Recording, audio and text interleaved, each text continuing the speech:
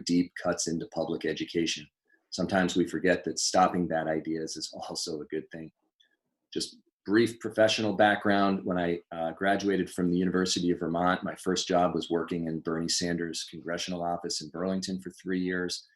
I was then a union organizer with the American Federation of Teachers, working with higher ed professionals. Worked at CVOEO, which is Community Action in Northwestern Vermont, working with mobile home park residents throughout the state to solve habitability and other tenant issues. Then I spent 8 years working at Cathedral Square, which, for those of you who don't know, is the state's largest provider of affordable housing for seniors and people with disabilities, developing about 400 units of housing, completing what might have been the largest residential weatherization project in Vermont's history, and developing 2 solar projects. So I look forward to hearing your questions, and I really do appreciate your interest in the Lieutenant Governor's race. Okay, thank you, Tim. Next, we'll move on to Molly Gray. Molly? Hi, Bruce. Good evening, Lamoille County Democrats, everyone who's Zooming in or tuning in via Facebook or YouTube. It's wonderful to be virtually in Lamoille County this evening. We are living in some pretty unprecedented times, not only because of the global pandemic, but also because of the justifiable social unrest that exists throughout our country right now. I want to acknowledge that. And I think what we know is that elections matter. Now more than ever, we need to elect leaders who share our Vermont values of hard work and care for our communities. It's not enough here in Vermont to talk about our demographic challenges and to pay people $10,000 to move to Vermont. We need to now commit to making Vermont a safe, prosperous, and most importantly, equitable place to live. We've been stalled in this state on providing universal access to childcare, universal access to healthcare, on taking care of our communities across the state and providing universal access to broadband and the internet, and providing access to paid family leave and caring for our older Vermonters. We've been stalled on taking care of our communities and ensuring they have access to food. Now more than ever, we need to elect leaders who share our values, and I was raised on these values. I grew up on a vegetable and dairy farm in Orange County, in a town called Newberry, where my brothers still farm today. I'm a proud product of Vermont's education system. I went to Newberry Elementary School, a small elementary school in the town green, where we still have a fire department and general store, and the community comes together around our school. I ski raced for the University of Vermont. I attended on a ski scholarship and spent a lot of time at Stowe and Trapp Family Lodge training for 4 years. After graduating from college, I worked for our Congressman Peter Welch on his campaign, and then I moved to Washington to serve Vermonters in his office and to work in the halls of Congress. At the height of the Iraq War, when my brother was serving in Iraq, I went to work for the International Committee of the Red Cross, advocating for the humane treatment of Guantanamo detainees and leading missions of policymakers into the Congo and Uganda to ensure that all people have protection and their needs met, not only in times of crisis, but in times of conflict, healthcare, food, lodging, security. I helped the State Department and international partners launch the first international association globally to hold security forces accountable for human rights abuses. And I've also lived and worked across our state. Through law school at Vermont Law School, I bartended at the Worthy Burger. I lived in Rutland, where I worked for a federal judge. And in recent years, served as an assistant attorney general in Montpelier, where I work today, where I've worked with victim advocates and community justice centers, including your Community Justice Center in Hyde Park, with investigators. And I have the experience that we need in this crisis to take us forward and to paint a bright future for Vermont. A future where we transform the way we live, the way we think, the way we care for each other. A future where our rural communities thrive, where we're the best place to raise and support families from infants to elders, where we've protected the land and environment for future generations. And I want to leave us with this. Whether you've been in Vermont for 4 days, 4 weeks, 4 years, 4 decades, 4 generations, We are all Vermonters, and it is time to come together to address poverty, to address inequity, and to create the Vermont that we want for each other. So I look forward to talking about what that looks like, my vision for the state this evening. I want to thank you again for having me, and I hope to serve you all as your next Lieutenant Governor. Okay, Molly, thank you very much. Next, we're going to go to Debbie Ingram. Thank you. Thanks very much for having this forum, and it's great to see everybody and have the opportunity to speak to you. I am Debbie Ingram. I'm a state senator from Chittenden County. I serve on the Health and Welfare Committee and on the Education Committee. I'm also the co-chair of the Racial and Social Equity Caucus and the chair of the Vermont Child Poverty Council. I have also served in municipal government. I was on the Williston Select Board for 6 years and on the Williston Planning Commission for 6 years. I also serve as the executive director of a nonprofit organization called Vermont Interfaith Action, which I've been doing for the last 13 years. And VIA is a coalition of 60 caring, inclusive congregations from many different faith traditions all over the state who work together to try to affect systemic change around issues of social justice. And through this experience, I have had the good fortune of being able to go to many workshops and trainings and work with people of color to understand my own white privilege and how that has contributed so much to the systemic racism that is going on in this country and that has now really come to a head. So I bring that experience with me to my Senate role and I hope to the role of Lieutenant Governor. I first came to Vermont actually to get a civil union. My now ex-partner and I were living in the developing country of Bangladesh, and we had been there for 7 years. We both worked for non-government organizations that did various projects in poverty alleviation.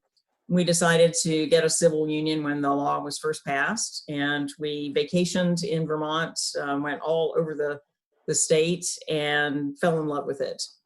We moved here shortly after that.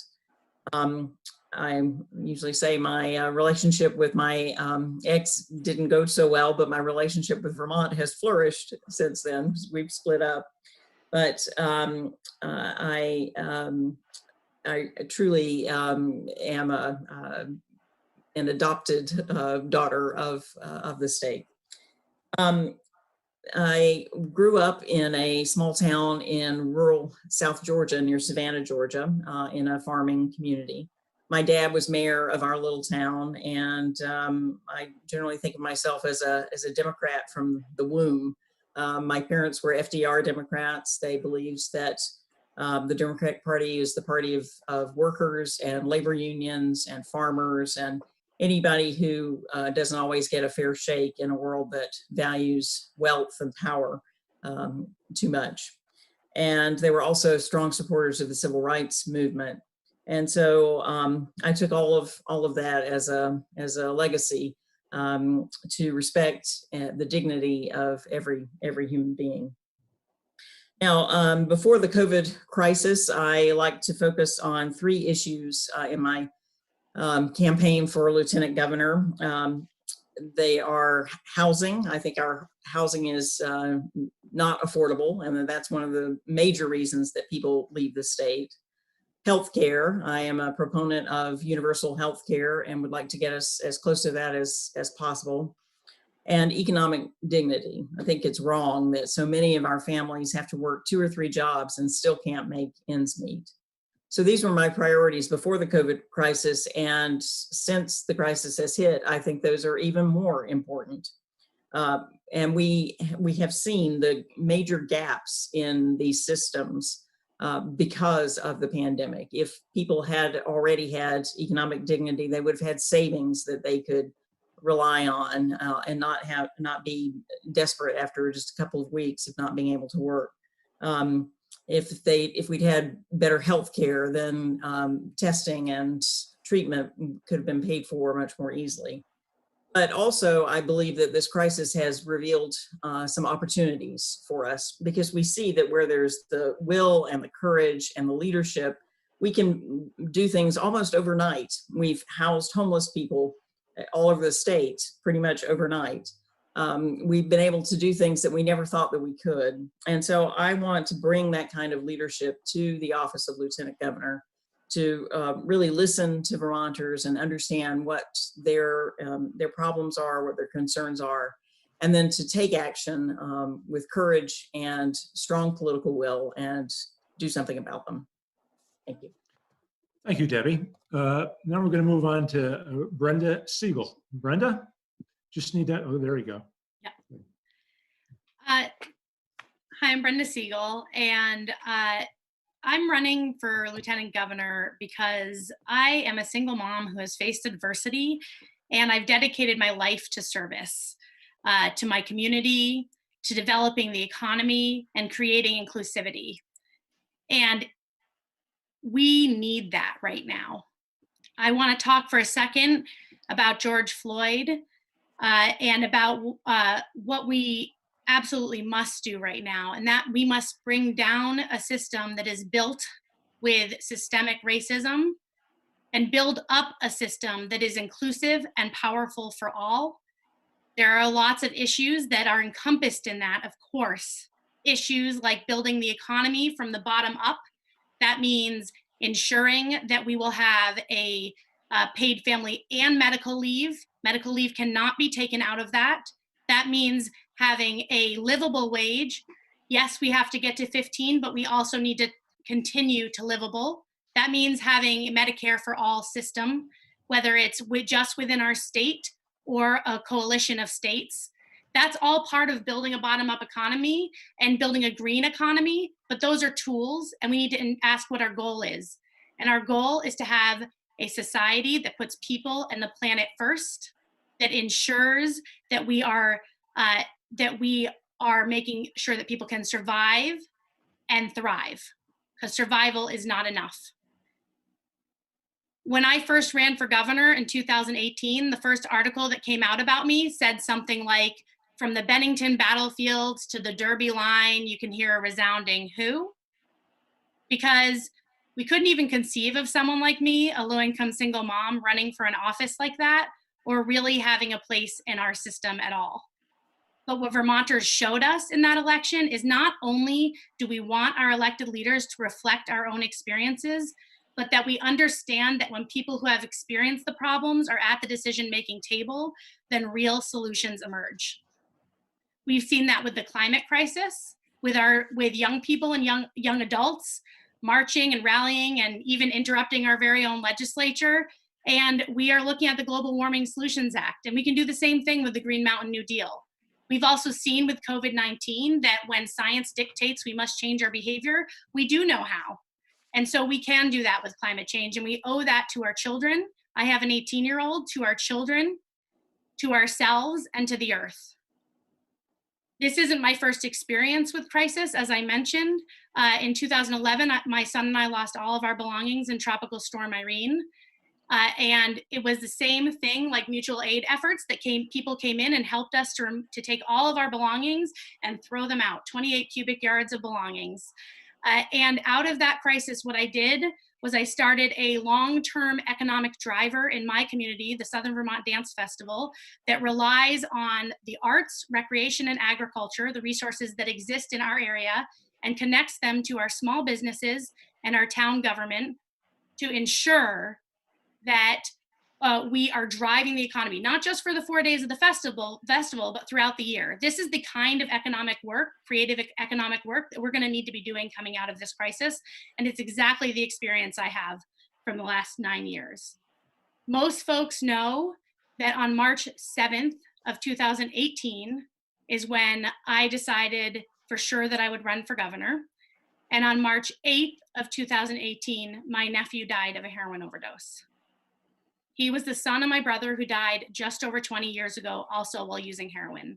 There are many folks in this room, virtual room right now, that have worked with me in the legislature on opioid policy, have watched me fight that battle with within the legislature and, of course, within myself and my grief.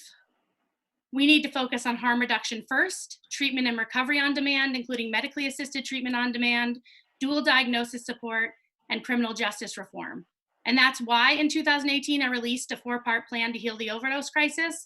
And I have been working on that with state's attorneys, police chiefs, people in recovery and active use, and family members for throughout the last 2 years. And we have had some successes. I believe on the floor either tomorrow or Wednesday is the decriminalization of buprenorphine, which will save people's lives. That did not happen in a vacuum. That happened because advocates like myself worked with legislators, including Republican legislators, to ensure that they understood the benefits of this bill. But it's not just that. We need to strengthen and support our education system, and that's cradle to grave. That goes through college. We need to ensure that we're increasing broadband. In your county, 20% of people do not have access to the internet, do not have access to broadband. And we need to ensure that we're having free and reduced lunch. And we need to change from property tax to an income tax for the way that we pay for our schools, and an equitable weighting structure. As a teacher, a movement builder, and a small business owner, I know that what we need to do is bring the people to the people's house. We need to hear the voices of people across this state. And as your lieutenant governor, I will work in partnership with all of you because I know there's a strong Vermont, and I know that it will be the strongest when we build it together. Thank you all for having me tonight. Thank you, Brenda. Now I'm going to start the question period. And what I'd like to begin that by asking each one of you about our state college system. And just a little while ago, there was a proposal by the Board of Trustees to shut down state colleges in Vermont. And Johnson campus is very important to Lamoille County. We also feel that the state college system is actually important to the viability of the state of Vermont. Most of the students at the state college, in the state college system, are Vermonters, and as opposed to UVM. And so we want to make sure that that system is viable. So my question to all of you, and I guess we'll go in alphabetical order again, is if you were governor, what actions would you take to sustain the viability of our state college system? Tim? Well, I am assuming you mean lieutenant governor. Well, no, I'm thinking because as the lieutenant governor, you can ask Howard Dean, you're just a heartbeat away from being governor. That's why I want to ask that question as if you are governor, what would you do? Okay, fair point. So thanks for the question. And I've taught at Johnson's when it was Johnson State College and in the CCV system. So I know firsthand from the kids I taught how critical public higher education is, both in terms of people being able to fulfill their potential, but also the geographic equity issues that would be presented if these campuses were closed.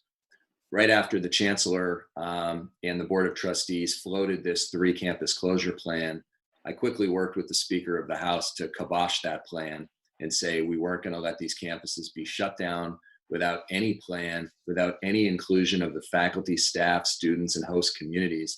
And I was grateful that that got put on the deep freeze.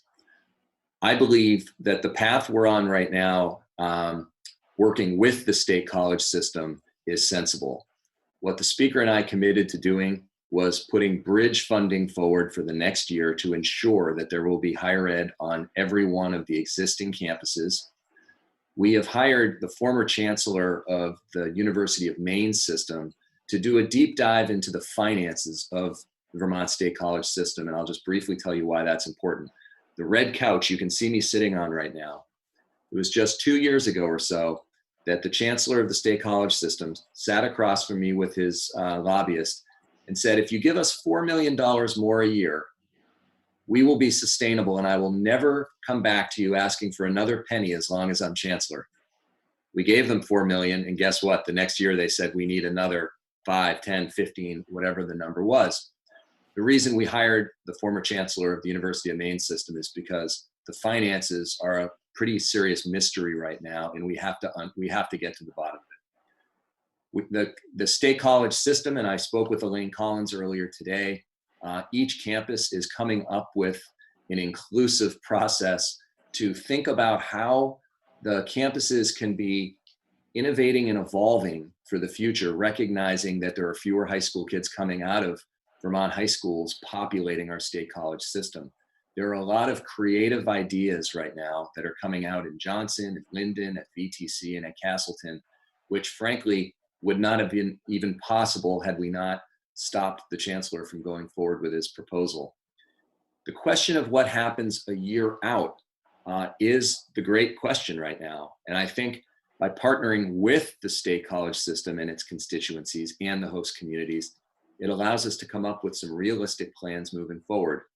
In terms of funding, my belief is that we can't pledge the budgets, and I know that we've got at least Iacovone here who's on the Appropriations Committee in the House, but you can't pledge the out-year budgets. But what you can do is dedicate funding sources from particular revenue streams.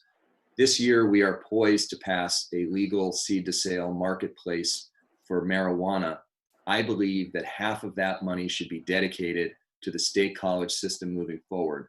What that does is means that instead of posing the challenge of every year the legislature maybe yanking some of the money because of some other budget priority, which is easy to do because you have to build up the budget, it would take a very bold legislature to undo a statutory amount of 50% that would get siphoned off to the state college system.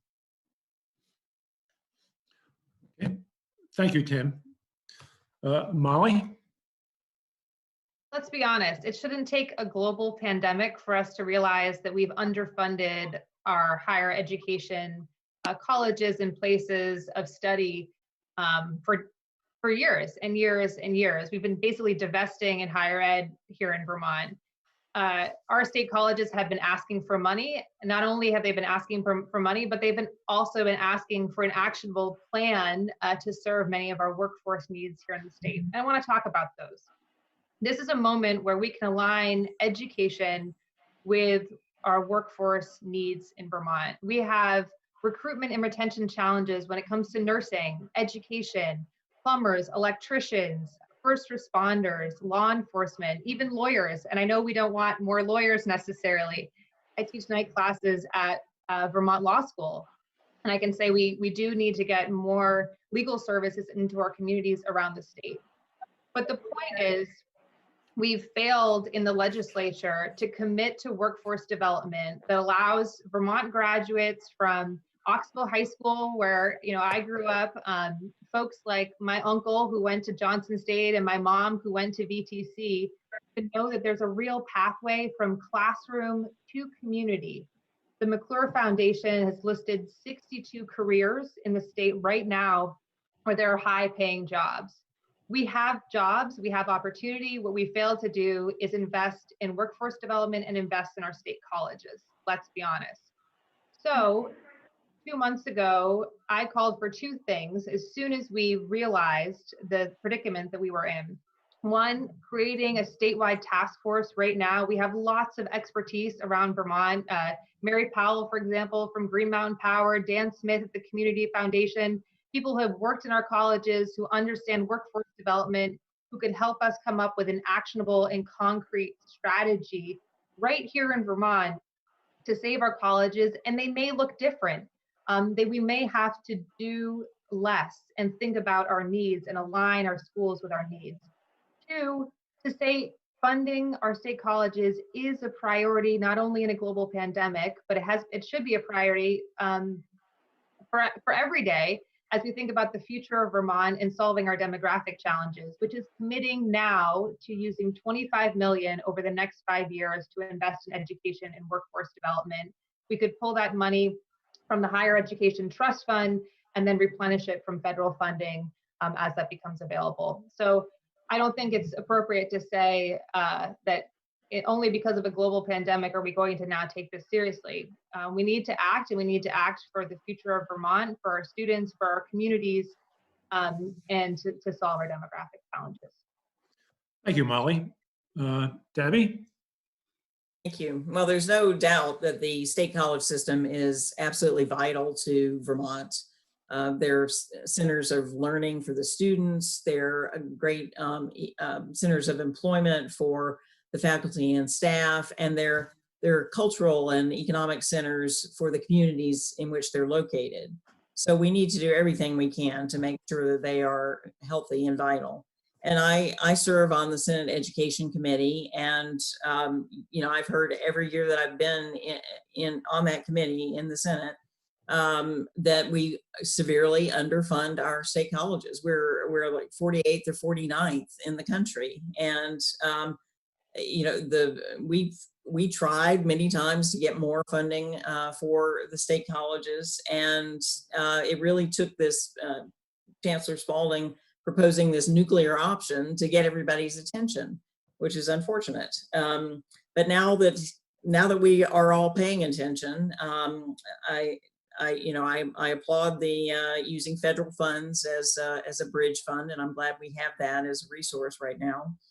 And then looking into what we can do long term is very important.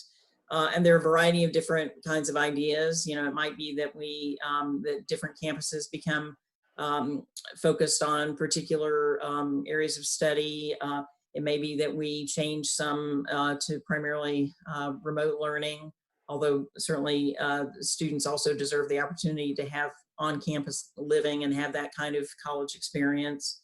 One idea that I've tried to suggest every year in the Senate too is that we stop having VSAC send money out of state to follow our students who choose to go out of state. We send $5 million a year doing that. There have been consultants that have told us we are the only state in the union that does that. Why do we keep doing it? I'm not really sure.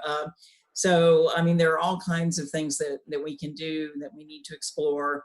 And I would absolutely be committed as Lieutenant Governor or as, heaven forbid, if the situation came up that I would be governor, I would certainly give a lot of attention to making sure that the state college system is healthy and vital. Thank you, Debbie. Brenda? Thank you. I want to start by saying that we had a panel just a few weeks ago with students and faculty and head of one of the unions on this exact subject. My great-grandmother was a house parent at Johnson State, and my great-grandfather was a superintendent of schools down here in Windham County in southern Vermont. I think that we need to be fully committed to fully funding education from cradle to grave. There's a lot of people that use our education system even when they're out of full-time college. Right now, we spend less per student than pretty much any other state college system. So we are way below. So we average a little over 2,000. The rest of the country averages more like 7,000 to 8,000. We've known for a long time that we're underfunding our education system. And so I think the first priority is that we commit to getting our funding up to an equal playing field. Because if we want people to choose our schools, and if we want our schools to thrive with Vermont students, then we absolutely need to do that piece. In addition, so I propose an incremental funding structure that gets us to equalizing that funding, that per student funding. In addition, we need to be very cautious about deciding that NVU Johnson or NVU Linden should only be teaching certain subjects, because then what we're doing is we're telling the poorest kids in our state, kids like my own, that they can only study certain subjects, that's what they're relegated to because that's what they can afford. And I have I strongly disagree that we should be doing that. NVU Johnson and Linden have graduated students who have done incredible work with economics and other types of fields that we aren't mentioning here. This isn't just about our needs as a state. This is about taking care of our students and taking care of the folks amongst the state and their parents, people who are doing continuing education credits, and so on. My son is going to UVM just barely with his, he just graduated from high school yesterday, actually. and just barely hit the funding he got at UVM allows him to go there. Otherwise, he may have ended up at one of the other schools, and I would hope that he'd be allowed to study whatever his heart desires, just like someone in a wealthier tax bracket. I want to add that our state average, a total cost tuition for NVU Johnson with everything, books and all, is $25,083. The average tuition at state schools across the country is $11,260. We are not doing well in this category, and that also comes down to funding. So as if I were to end up governor, as Bruce suggested, we answer this question, I would be fully committing to not just funding our education system K through 12, but funding our education system cradle to grave, and ensuring that a school system that has 500 union jobs, that educates incredible students, and that builds a future for people across this state thrive. And we can do that if we commit to the funding. What it is a strategic investment, and we need to make that strategic investment because long-term, the economic outcome will be positive. Thank you, Brenda. Well, okay, I'd like to open it up for questions. Does anybody have a question? Raise your hand. I'm not sure how to raise a hand, so just say something. Jan, do you have a question for Bill? Yeah, I had one for all the folks. And it goes back to the state colleges as well as the overall budget. Now, even before the incredible hit on the state budget from the current medical situation, it's always been extremely difficult to fund even the basic needs. So I guess it's kind of a two-part question. What bold, creative ideas are there out there to increase the revenue? I mean, everybody has said, and I agree, what we need to spend money on, and it's going to cost a lot. But there isn't much of a plan to come up with that funding. And just another comment on the state colleges. I would agree that they should not be specialized to the point of having too narrow a focus so that kids can be left behind. But at the same time, I recognize that if they do have, in addition to the broad program, something that they specialize in very well, such as the meteorology program at Linden, that this could be a big draw even for out-of-state students, and something that I believe we should encourage without cutting the curriculum down so that folks don't have what they need. So I guess the questions are, how do we come up with the funding for the incredible amount of money that we really need? And the education fund is suffering. Jen and I are on the school board at Lamoille North, and the projections are exceedingly grim for the cutback in state funds this year and what we're going to do. And we didn't have an awful lot to start with.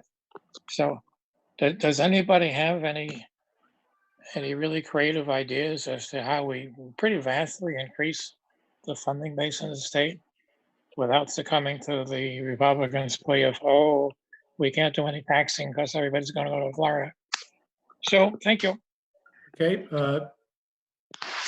We don't have to go alphabetically, but Tim, do you want to take the first crack at this, or?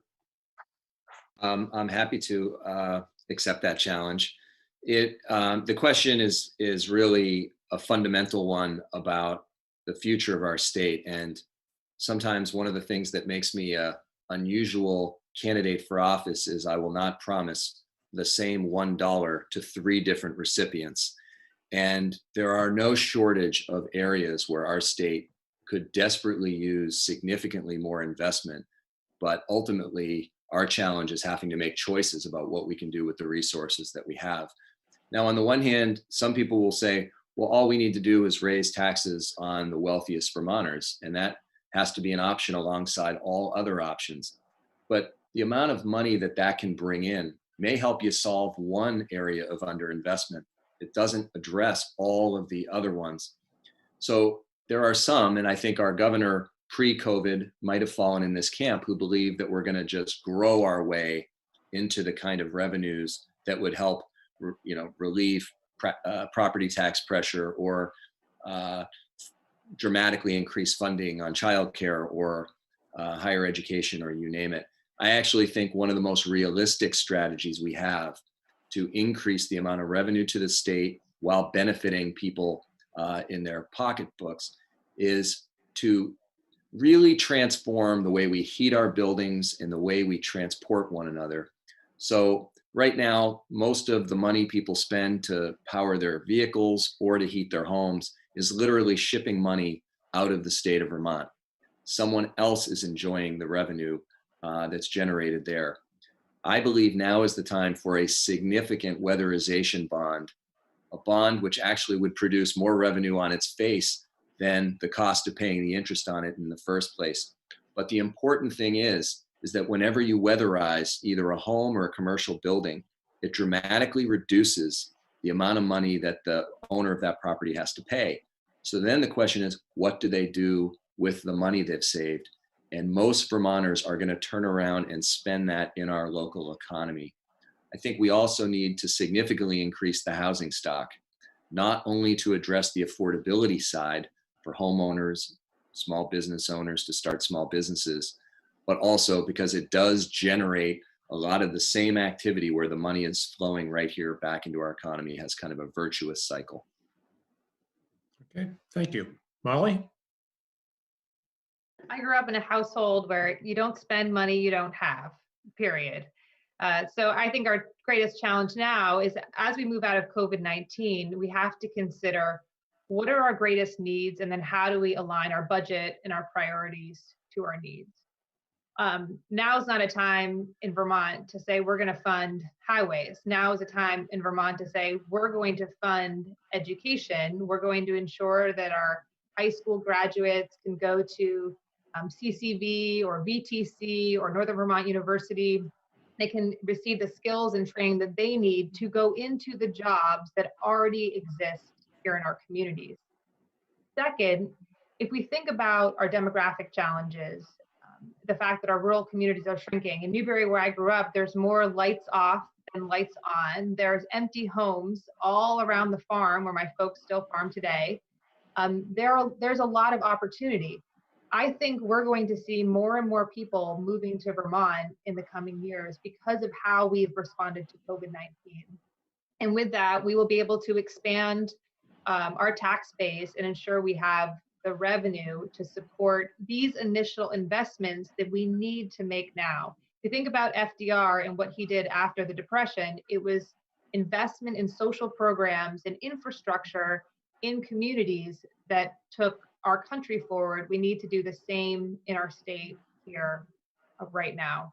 So it's about aligning our budget with our needs and making sure that we're caring for our communities, our students, and taking advantage of workforce opportunities that exist right now in Vermont. Thank you, Molly. Debbie?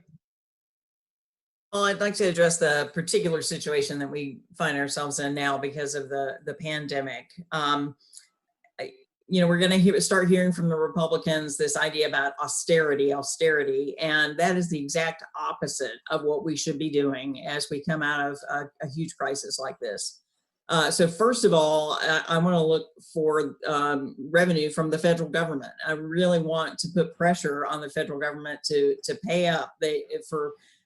Since the Republicans have been in charge, we've had the federal government not doing its fair share and pushing expenses down to the states. And that's why, a state like Vermont, where we try to actually do things for our residents, we have trouble paying for them. So we need to really take advantage of the opportunity that the pandemic provides us to make sure that the federal government is really providing funds that we need. And I think we're going to be able to use them to make a huge strides in our broadband accessibility problem and in our housing. And that will actually really be terrific if we can do that. Secondly, Vermont has very strong and healthy reserves. And if we need to dip into those to a certain extent in a prudent way to make sure that we don't follow an austerity plan, then I think we should do that. And then we also can borrow.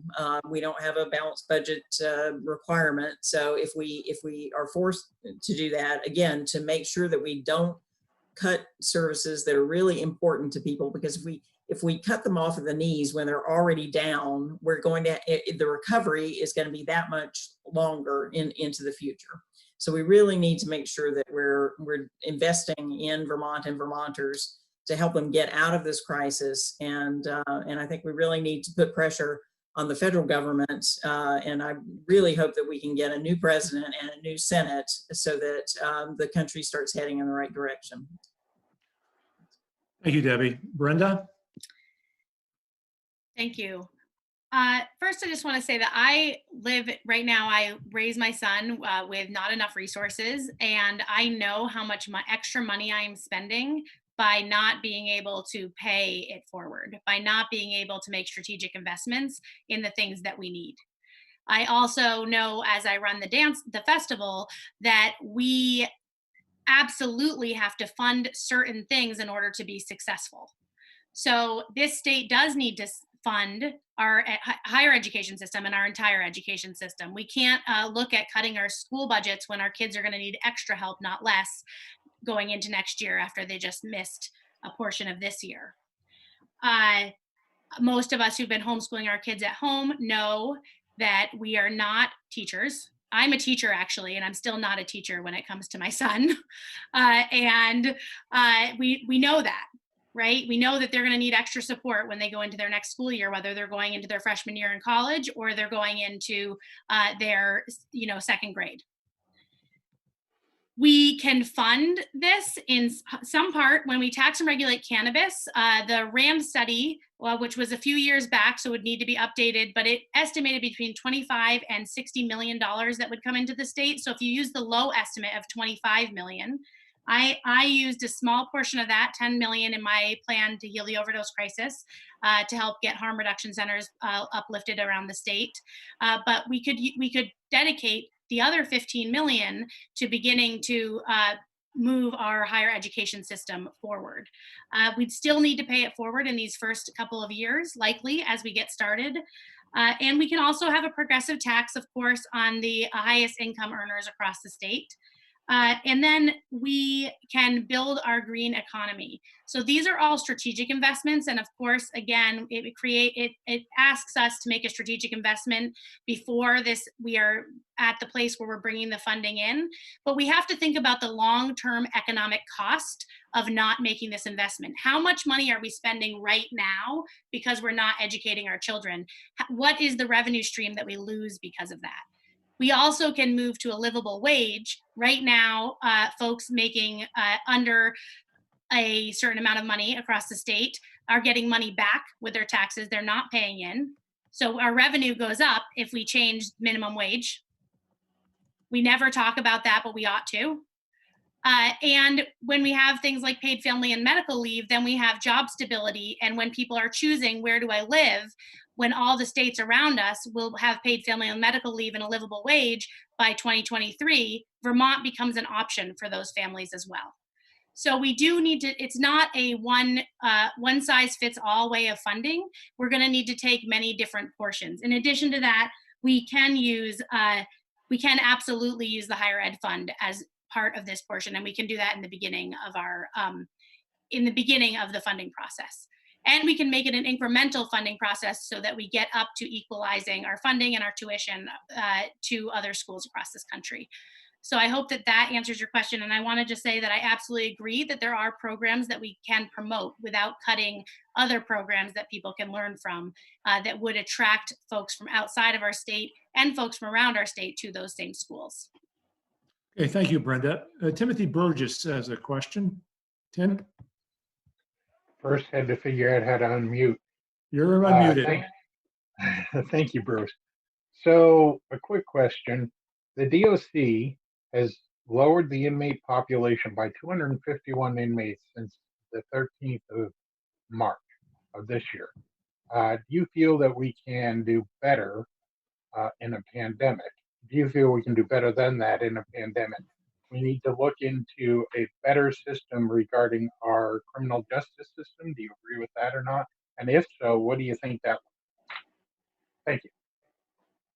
Okay, who would like to take that? Brenda, do you want to take this one first, since we'll go in reverse order this time? Sure. So yes, I do think we can do better. In the beginning of this pandemic, I actually put out a petition saying what I think we need to do to release more inmates, because I do, especially in our state, we have a severely disproportionate sentences for people of color, and across the country, people of color are being deeply impacted by COVID-19, and they're receiving disproportionate sentences. So we can look into those disproportionate sentences. In addition to that, we can absolutely look at people who are nearing their minimums, people who are not posing a real and violent threat to our societies, and we can begin to shift the way that we imprison people that way. In addition, incarcerate people. In addition to that, I really want to talk about what some prosecutors that I've talked to around the state, because I have talked to prosecutors pretty much in every county in the state and across the country. And what they're saying to me is that when I stop putting people in jail, my crime rate goes down. So when we start looking at what actually works and get out of that old way of thinking, especially around substance use disorder and around other issues that are related to mental health, we really succeed and thrive when we use up-to-date best practices. We have a full-fledged criminal justice reform plan that we will that is embarked into this into the substance use disorder, into the overdose crisis 4-part plan. But it really does center us around working with the most marginalized, people in poverty, people experiencing homelessness, people with mental health issues, and people of color, and working on how we sentence them differently. And for that matter, in this state, there's a serious problem with geographic justice. So where you are in this state, who your prosecutor is, relates heavily on what your sentencing is.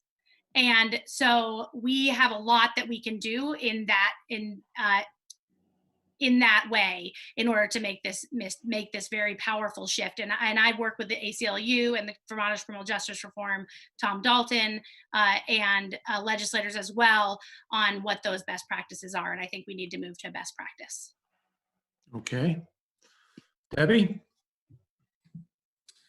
Thank you, Timothy, for that question. Actually, it's interesting because I was just this afternoon meeting with the organizing group that concentrates on corrections reform that I work with at Vermont Interfaith Action. We've been focusing on this. And I think we've met with you before, actually, Timothy.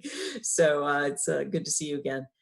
So first of all, I do want to acknowledge that strides have been made by the Department of Corrections and through our judicial system to lower the number of inmates that we have. And there have been some good measures that have been taken. I think, court diversion and, drug courts and mental health courts and other kinds of steps that have been taken have really put Vermont in a leadership position in terms of, being forward thinking about how we treat corrections. But still saying that, that doesn't mean that there's not room for improvement. And one of the problems that we have now is we were just discussing this afternoon that there are about 350 people who have met their minimum and are not able to get out for various reasons. A big one being the furlough system sends people back because of very small technical violations. Another is that there's always inadequate housing. It's very difficult for incarcerated people to actually find housing while they're still in prison. For one thing, they can only apply to one transitional housing place at a time, which really makes it very difficult for them to get through and find housing. And then sometimes they're actually required to continue programming. They haven't completed programming, but there aren't enough spots for them to do the programs that they're supposed to go through in a timely manner. So these are things that I think that we ought to be able to address without too much trouble, and start to be able to get people out when as soon as they reach their minimum, so that they can start back on a path of getting back into communities. And then we have the Justice Reinvestment 2 Act, which has passed in the Senate, and we're hoping that the House will be able to pass that as well this year. And I think that many advocates and experts agree that this is really a good measure to try to cut spending on the back end and reinvest it in the front end, so that we don't have as many people in our prisons. There are things I think that we can continue to do to improve our system. Okay, thank you, Debbie. Molly? As a statewide prosecutor, I've got a lot to say about this topic, and I thank you for the question, Timothy. There's so much we can do. There's a lot we have been doing. I've been proud to be a part of the team that's been reviewing cases over the last several months to decrease our population here in Vermont. I think one of our challenges is that it shouldn't take a global pandemic for us to realize that we have had folks who've been incarcerated because they don't have a place to go, a home to go to, or maybe are in need of mental health services. Places of incarceration are not meant to provide those services. They're meant to help keep the public safe in the most serious cases. So we have an opportunity now to think about how do we better use our community justice centers and restorative justice and diversion programs to ensure we're not incarcerating individuals who don't need to be in our prison system. I think that's one.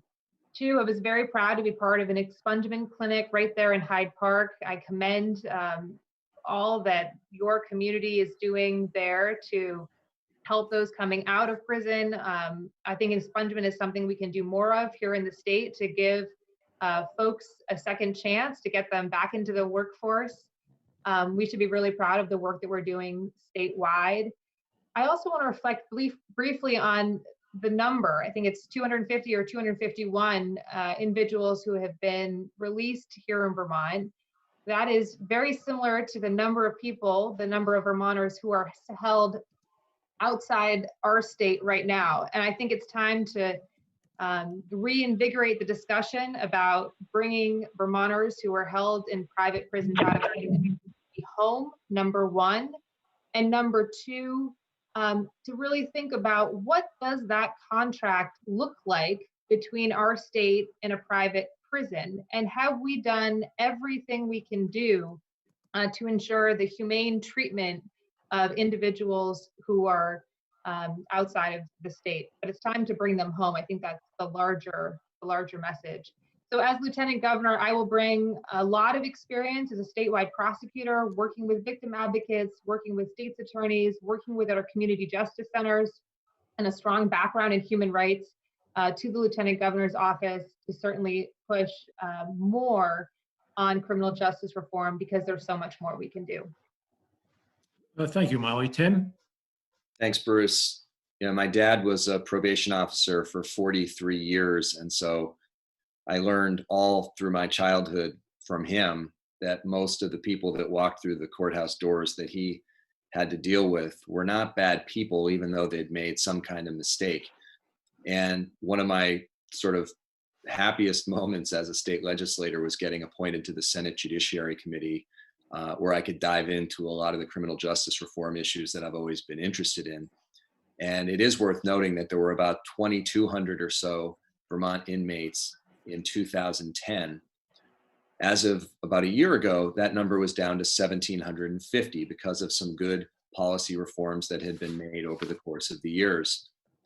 But I was sick of hearing all these politicians say, we've got to get the people back home from out-of-state prisons, but not being willing to put any policies forward to do something about it. You can't just return people without a plan of how it's going to happen.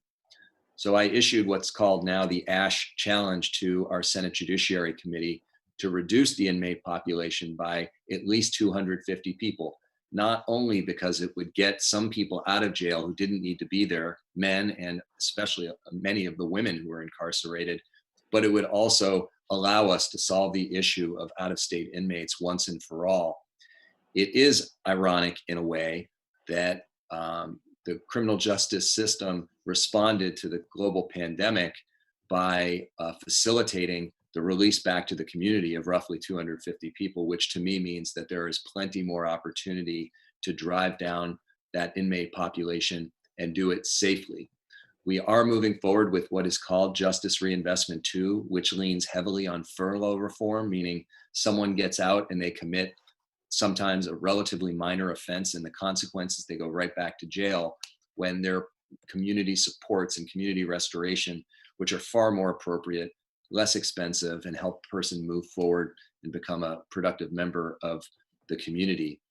It's also important to recognize that we're in year 3 of the nation's leading effort on juvenile justice reform, making sure that young people who commit a first offense don't get condemned to a life around hardened criminals without the kind of rehabilitative supports and services that they need to turn their lives around. And that's something that I think is a really positive development. The other is medication-assisted treatment in our jails. I worked with Selena Colburn in the House, Claire Eyre, who's a former member of the Senate, to make sure that everybody who had addiction, who was behind bars, was getting the treatment that they needed. For a couple reasons. One, so that when they were released back in the community, they could be successful, but also there's a real problem with people who go cold turkey. They get out and they go back to using at the same level of potency that they were before. And so there's a huge risk of overdose as people are released. So that's also very important. Lastly, I'll say one of the things I've been really pleased to work on, really it's a two-pronged thing. The first is around the women's prison.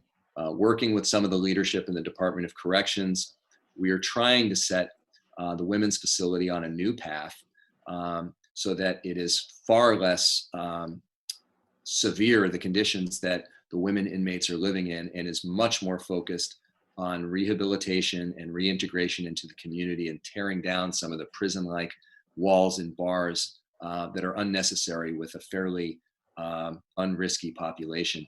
And on the male side, we have worked with the Council of State Governments to explore a 2-year program that will try to transform the job of a correctional officer. Basically, right now, correctional officers are guards. They use the force or threat of force to impose order in the jails. And frankly, what we need is people who have more of a social worker mentality. We have to turn it into a profession where people are all about turning people's lives around, not just making sure they turn the light off at the right time. Okay, thank you, Tim. Thank you. Any other questions, Tim, before I get to you? I just want to see if there's anybody else in the group that has a question.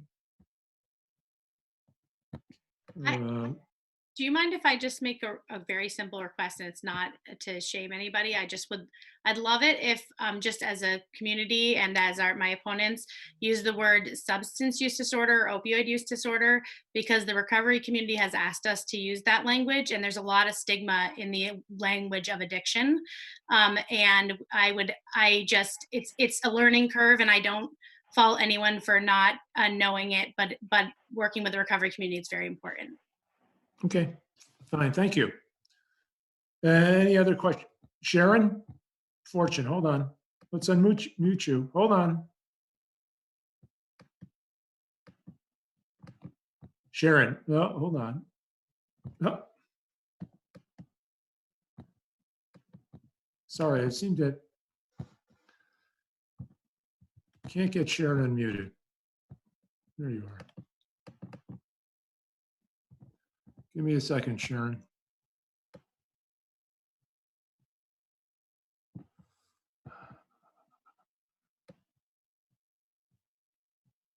Technology is great when it works.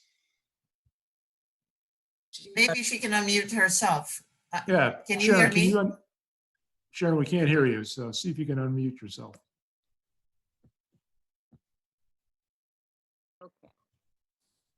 Am I unmuted now? Yes, now you're on. Okay, Sharon. Okay, Thank you. yay, success. So my question involves sort of party lines.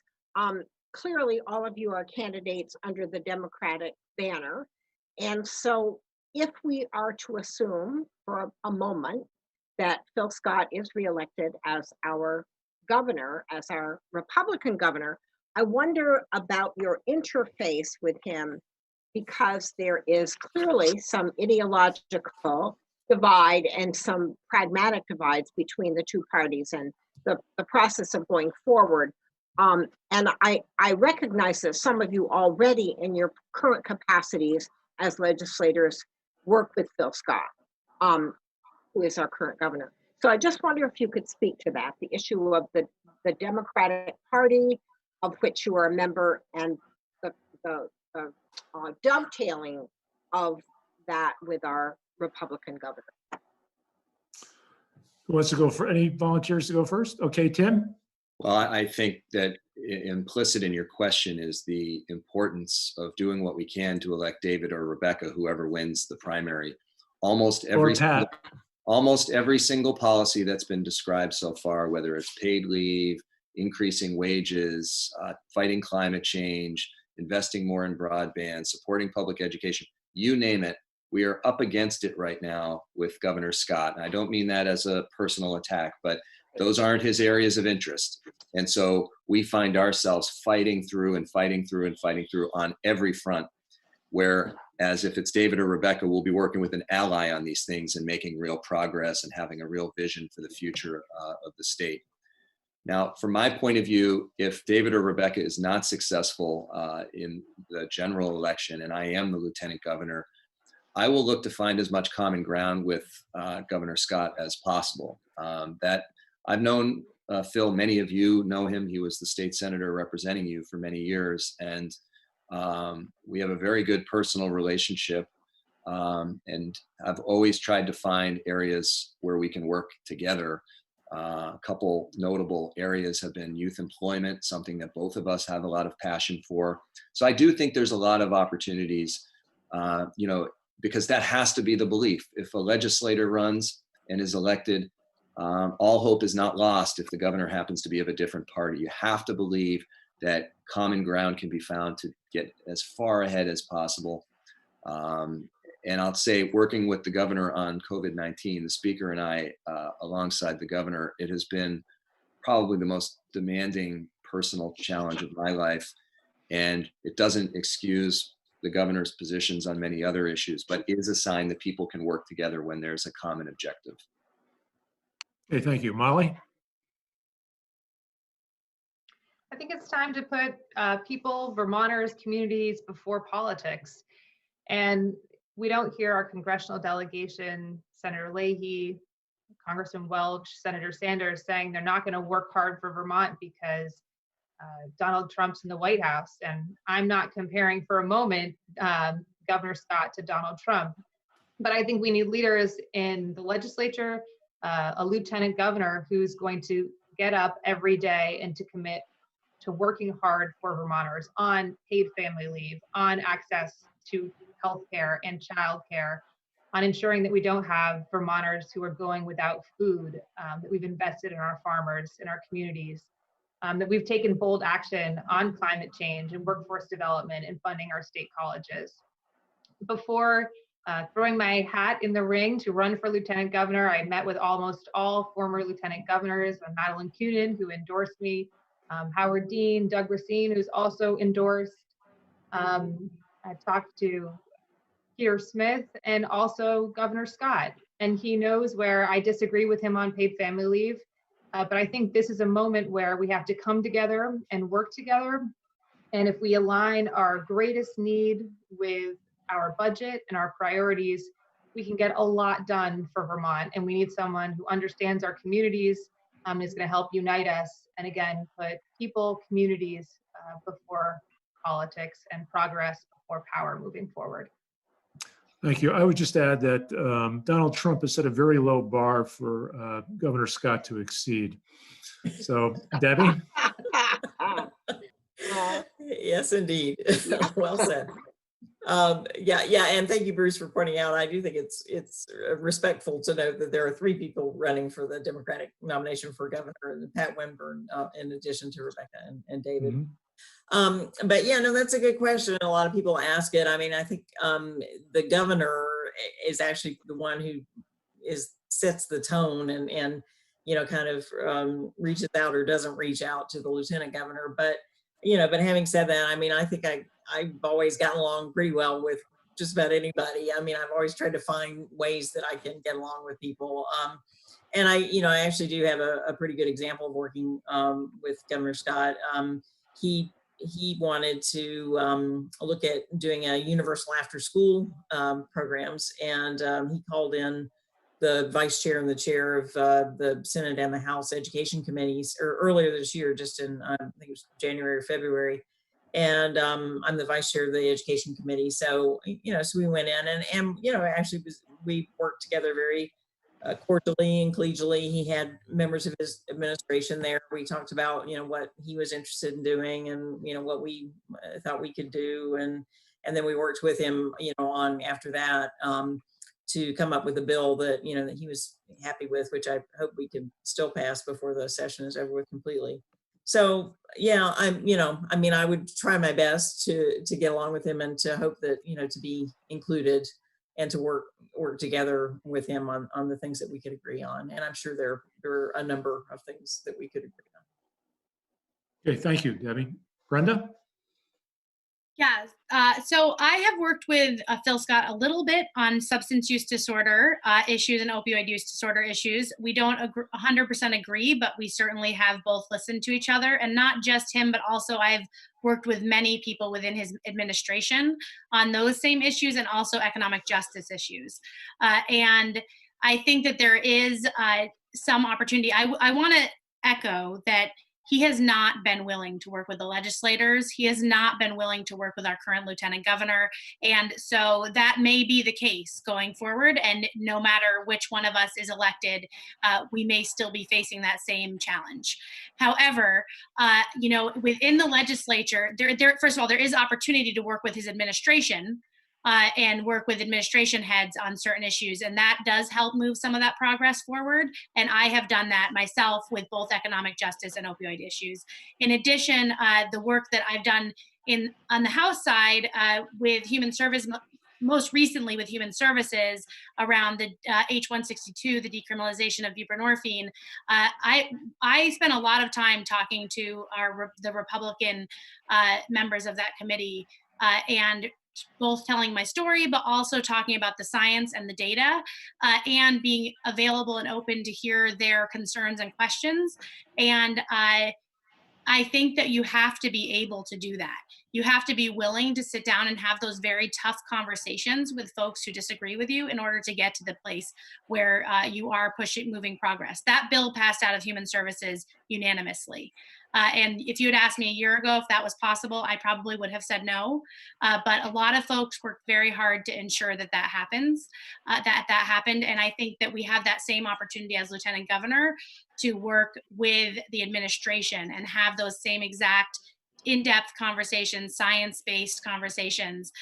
But there is going to be a limit according to how much the governor is willing to put forward to put forward a collaborative atmosphere. Okay, thank you, Brenda. Any other questions before we go back to Leighton? Okay, want to unmute yourself, Leighton? Yes, I first of all like to commend the candidates for being so well informed and having such wonderful views for the future of the state of Vermont. But I would ask that each of them, given the fact that money may not be available in the amounts that would support all of the wonderful positions they've taken, if each could just tick off their top 4 priorities for spending, just tick them off, that I would be interested in that. Okay, Tim, you want to start us, or you have enough time to think about that? Well, I always welcome a challenge. I don't want to start, but I will. Okay, well, okay. And I think that Leighton's question it really does highlight one of my strengths as a candidate, which is my familiarity with how state government works, how our budget works, and what's realistic to commit to in light of the fiscal pressures. And I just want to put things in perspective for those of you who don't spend as much time as some of us do looking at the budget picture. The revenue hole of $370 million across state government is rather significant. And at a time when even the wealthiest Vermonters are seeing their income go down, it's not like, they both travel together, these bad dynamics. For me, I think the most critical areas of investment are in the area of workforce, affordable housing, either rental or home ownership. I think childcare supports throughout the state, which is a very significant workforce concern. Setting aside COVID, it's a huge, huge problem. I think reforming our higher ed campuses and integrating workforce development and other creative ideas so that we can keep these vibrant communities is really critical. And then frankly, I think investments in strategies that address our harmful climate emissions while saving people money. That can be in a range of things, everything from increased support for public transportation, additional support for weatherization, investments in storage of renewably generated power, which is something that we're just on the cusp of really being able to harness a lot of the wind that's developed in the kingdom so that they don't have to shut down the turbines, but we can actually generate the power, store it, and use it when we want. So I'd say those are the four foremost things, but I say those are the four additional areas of investment, because my top priority right now is not eroding the key areas that are already under such pressure, because it's always tempting to think about the new thing, but the bread and butter of state government is often very easily forgotten, especially at campaign time. But my commitment is to making sure we get the ABCs, keep the ABCs as strong as possible, and then be adding on the additional investments I just described. Okay, thank you. Actually, if I could just one last word on Sure. that. Because I took the challenge, I believe I get one last second. Absolutely. But it also raises the issue, two of the candidates have described using the Higher Ed Trust Fund in part to help the state college system. Those funds are there to provide grants to low-income college students to attend the Vermont State Colleges and the University of Vermont. So to take it from that use to give it to the state colleges for administrative or other purposes is supporting one good thing by taking it from another. And those are the kinds of things that are really going to take a lot of problem solving in the next 2 years, because the effect on the budget of the COVID crisis is not a one-year problem. This is going to be lingering with us for a few years. It's going to take a lot of discipline, a lot of know-how to get to the other side of this in some semblance of normal. Okay, thank you, Tim. Molly? Sure. First, just to reflect on the Higher Education Trust Fund, the idea is to replenish the funding with federal funding when that becomes available. So it's a temporary measure. I want to talk about a livable wage for a moment. We ask Vermonters every month or twice a month when they get home and they get the paycheck to chop it up for prescription drugs, for housing, for student loan debt, for healthcare, childcare, and the list goes on. What we know from crisis and what we've known before COVID-19 is that we've left Vermonters without. We have massive inequity in our state. So this is a moment where we need to align our budget with our greatest priorities and our greatest need. And I see that as four things if I have to choose four.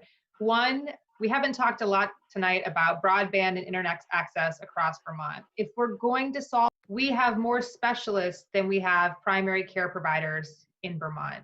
We spend a tremendous amount of money on healthcare. We need to move from a fee-for-service model to a population-based model that focuses on quality, accessible healthcare in our communities across the state. We shouldn't have a situation where healthcare is linked to employment. We need to decouple those. Third, families. 20% of our population is over the age of 65, and that's not old. I want to be clear about that. But if we're planning for the future, we need to care for our older Vermonters, and we need to have a plan for that. I think that's where paid family leave is so critical, so a generation can take care of mom and dad and have children in Vermont and be able to pay the bills by keeping their job and affording, also investing in childcare. And then finally, I just want to come back to our rural communities. Our small businesses are at the heart of our downtowns. They are struggling. I used to work at the Worthy Burger. I think they're reopening now. I was at the Shaw's General Store, which is a multi-generational general store, as many of you know. I think we need to make sure our rural communities and our small businesses thrive, that there is more we can do to create entrepreneurial opportunities, innovation right here in the state, and to drive more money right into our economy. So I'll leave it there. But I think it's a great question, and we need, most importantly, to align our budget with our needs moving forward. Okay. Thank you, Molly. Debbie? Thank you. I would start off with housing. As I mentioned in my opening remarks, it's one key issue for me, and I think that's where we lose people all the time, is because our housing is way too expensive. We need more units of housing. We need housing rental subsidies. We need housing with supports for people who have trouble staying in their housing. Healthcare would be number 2 for me. I mentioned already that I would like to see some kind of universal system, or at least moving towards that. I mean, definitely, as Molly was saying, getting away from fee-for-service and doing, per member per month payments instead. But we need to continue to improve our healthcare system and make it more affordable for individuals, without having to pay out of pocket so much. Broadband would be my number 3 also. And as I mentioned before too, I think we're going to have a great opportunity here with some federal funds to really make a dent in that. But so much of our economy depends on that, and we can expand our economy and our technology opportunities, bringing in new companies. And it's also an issue of equity. We found during the pandemic that families who don't have good access to broadband have trouble with the remote learning for their children. We've also found that in trying to move to telemedicine, telehealth, it's very difficult, especially for people in our rural areas to access it. So that's extremely important. And then 4, I would say, is childcare. I think if we treat childcare like a common good, and that, other people's children they're everybody's children, we can create a situation in which young families want to come here, and they can work and relax and feel secure that their children are safe and being well taken care of.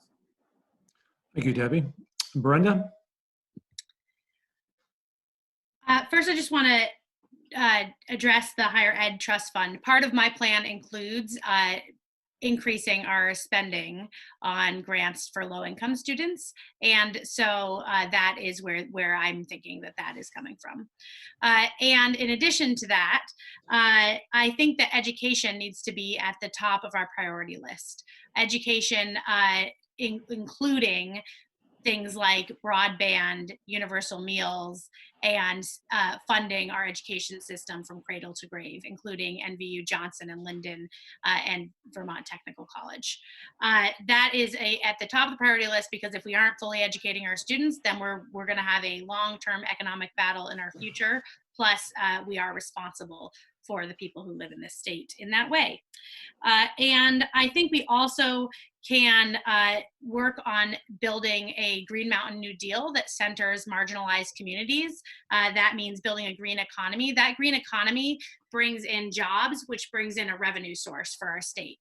So I often say that we need to talk about the cost comparison of of the policies that we're talking about.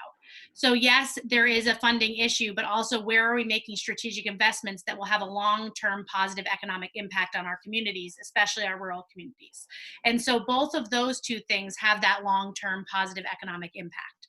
And that's why I think it's extremely important to use those two. I also agree, I also feel very strongly that we need to do more work to heal the overdose crisis. That is, we have, in your county, there is not a hub. and we need to move towards having a hub in your county and in every county and in harm reduction centers as well. That crisis cost us an exorbitant amount of money, in fact, and we have not, our deaths have not gone down, including this year, even though that's how it's being positioned. They really have not gone down even this year. And so that's work that we definitely need to do. And then I would say that we can work with our communities, and this may not, there may be small investments in this piece, but we can work individually with each community to do the kind of economic work that I've been doing for the last 9 years, where we are coming up with creative economic solutions. That means if, as Lieutenant Governor, I would be going into each and every community, working with with those towns' governments, with those town main streets, and with the arts and recreation, agriculture, and other resources that might be part of each individual community, and figuring out what is the best way to drive our local economies. How can we create more of a circular economic structure so that we really are building our economy up over time? So there may be some small investments in that, but I think that is a way to build our revenue source. Okay, well, thank you, everybody. I'd like to stop the questioning at this point and go into closing statements. And in this case, we're going to go in reverse order. So Brenda, you just spoke. So if you're ready for your closing statement, please proceed. Sure. So I grew up totally differently than my son has grown up. I grew up in an upper middle class family. My grandfather wrote the screenplay to Roots. My grandmothers were both incredible feminists who fought hard to change their position in life and be able to move forward and push forward. And all of these folks taught me that you absolutely must stand up to injustice when you see it. They taught me that there is not any single individual who does not deserve a place at the table. Thank God I had that upbringing, because I had no idea where I would land after I had my son and was raising him. As a low-income single mom, I have experienced food insecurity. I have experienced loss of 2 young people.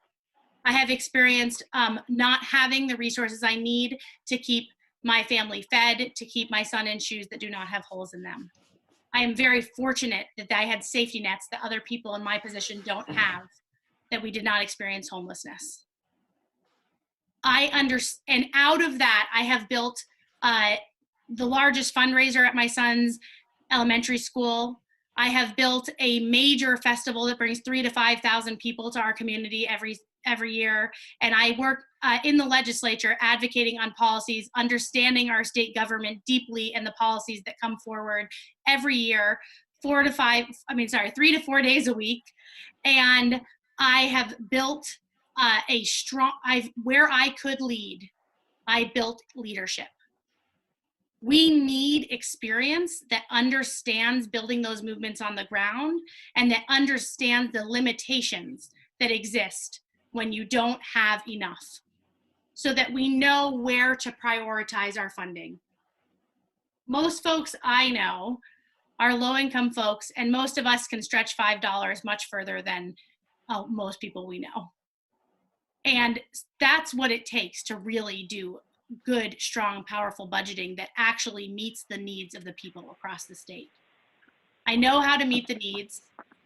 I know how to build long-term creative economic structures, and I know how to ensure that we are hearing the voices of all Vermonters, not just the ones who happen to be able to participate in Montpelier. Okay, thank you, Brenda. Debbie? Well, thank you so much for having this forum tonight, and all of you who attended, for listening to us for all this time. Sorry, I have a bug in my house. So the joys of remote viewing here. So I would ask for your vote for me for Lieutenant Governor for the Democratic nomination, because I believe that my skill set is the best match for the demands and opportunities of this position. First of all, I have the political experience that is necessary If I did have to step in for the governor, it would not be a steep learning curve because of my experience in the legislature and with the administration, and I'd be able to start off well prepared. Secondly, I am a people person, and the job of the lieutenant governor doesn't have a lot of designated duties, so you get the opportunity to go to different parts of the state to hold forums and town halls and special events and really talk to everyday Vermonters and listen to them and hear from them how they're experiencing the policies that have been formulated and what's happening and how that's affecting their lives. And you can take that back to Montpelier and try to make sure that we're doing the things that we need to do to meet the needs of everyday Vermonters. And then third, I have the life experience that I think we're really going to need in our leadership going forward.